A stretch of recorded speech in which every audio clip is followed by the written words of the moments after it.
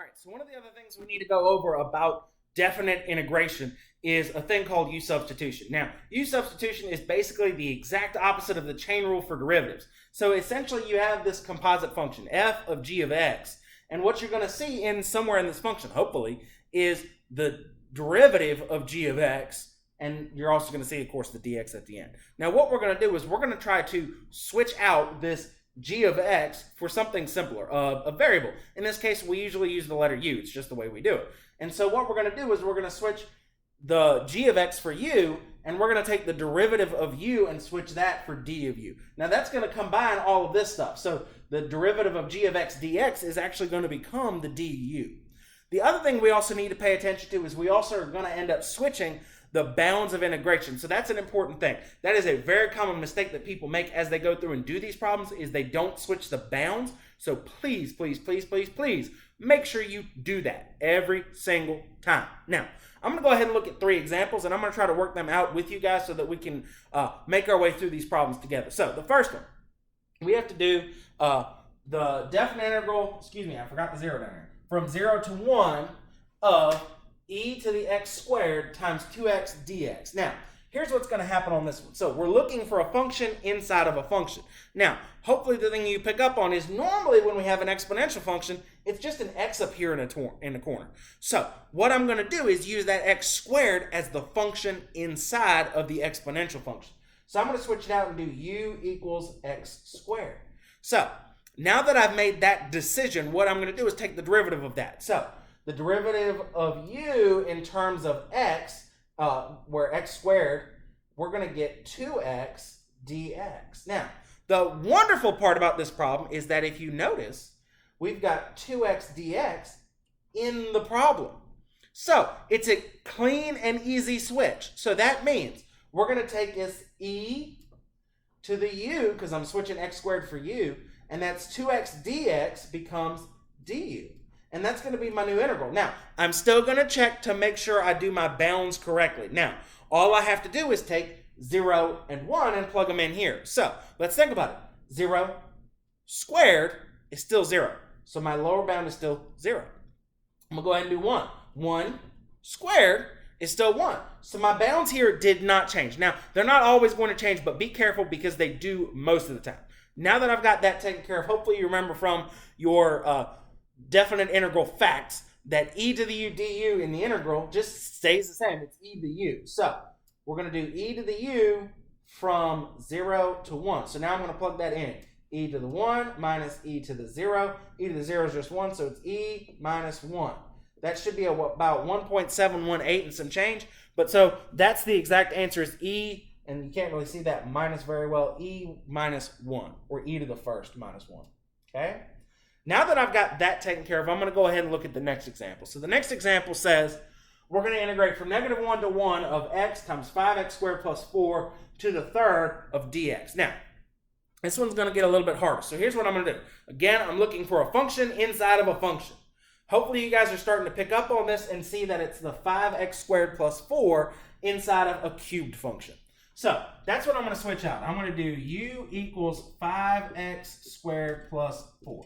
Okay, so again, that's inside of the cubed function. Now, once I've got that written down, it's going to make my life a lot easier. So what I need to do is take the derivative of it. All right, so the derivative of 5x squared, that x gets dropped down in exponent, so now it's x to the first.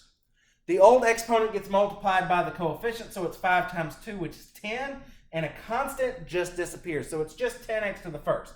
Now, I can't forget my dx at the end. What I want you guys to pick up on here right now, important part, is in my original problem, I have an x and I have a dx. I have an x and I have a dx, but I'm missing the 10. So here's what I need to do. I need to kind of tweak where I'm at right here to make it work. So here's what I need. I've got x dx in the problem, which means this 10 needs to come to the other side. So this is actually going to become 1/10 of du is x dx. Now that I have that, I can switch this x and dx for 1/10 of du. Here we go. So this 5x squared plus 4 becomes u to the third. X dx becomes 1/10 of du. Now I'm going to have to integrate, but be careful. Let me remind you one more time. that I need to check my bounds of integration. So I'm going to plug in -1 and +1 into this u function. So I'm going to type in, grab my handy dandy little calculator, 5 times -1 squared plus 4. I got 9. Okay, let me repeat. I plugged in -1, 5x squared plus 4, I got 9. Let me go to the next part. I'm going to plug in 1. 5 times 1 squared plus 4 gives me 9. Now here's the best part about this question. I can actually stop now. If you think back to our rules about definite integrals, if the upper and lower bound are the same, the definite integral has to be 0. So,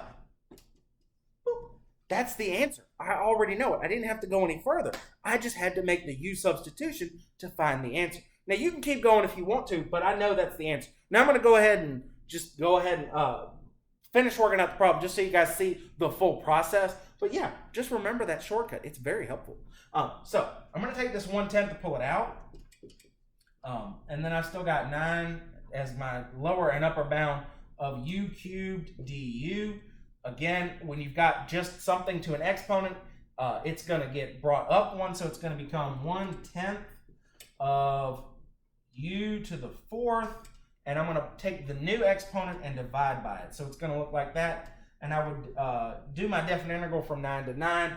But so just so you guys saw that integration again, still, I'm going to plug in the 9s and subtract. It's still going to be 0, but I just wanted to make sure you guys saw it. On the last one, I'm going to have to do things just ever so slightly differently.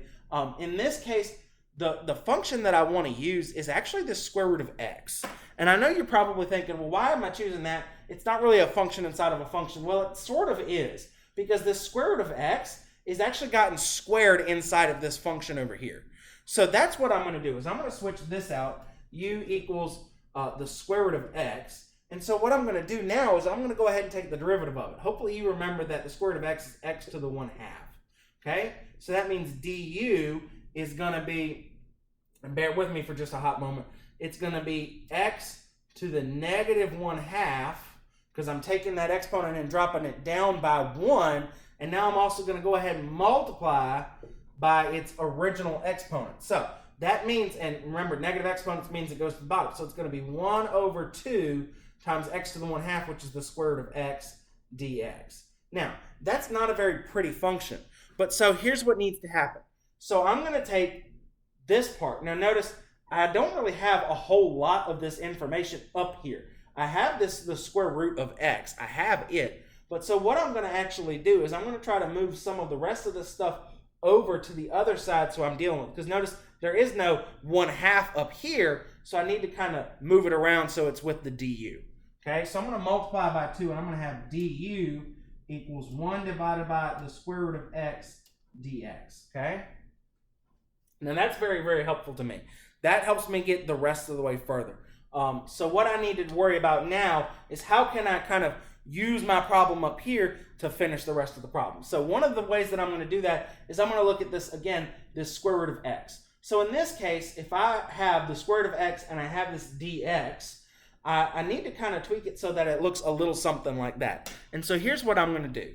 I'm going to take this square root of x and I'm going to square it essentially, and I'm going to put it over the square root of x. So that means, watch this.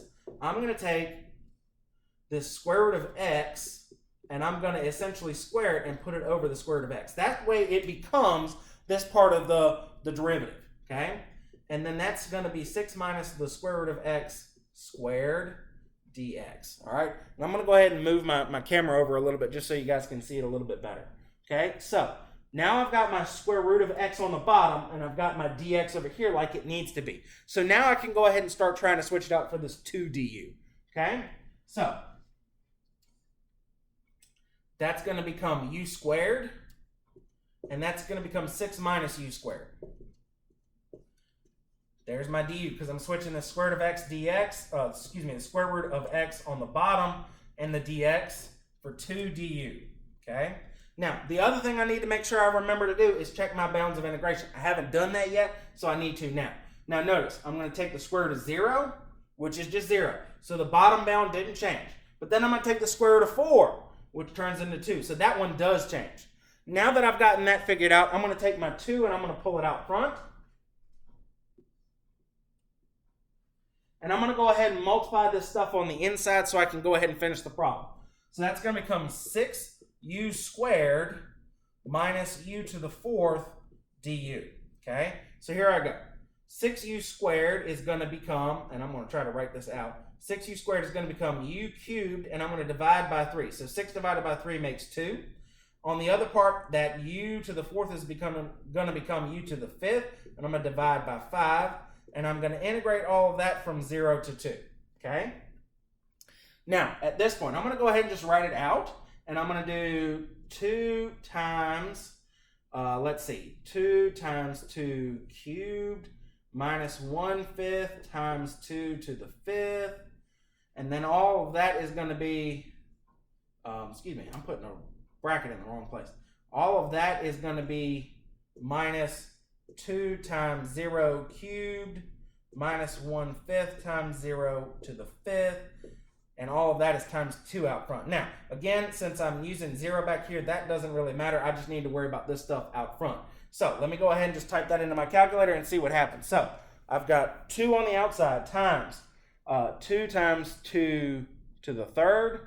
Then I'm going to do minus 1/5 times 2 to the 5th. All right. There's the moment. All right. I got 96 over 5.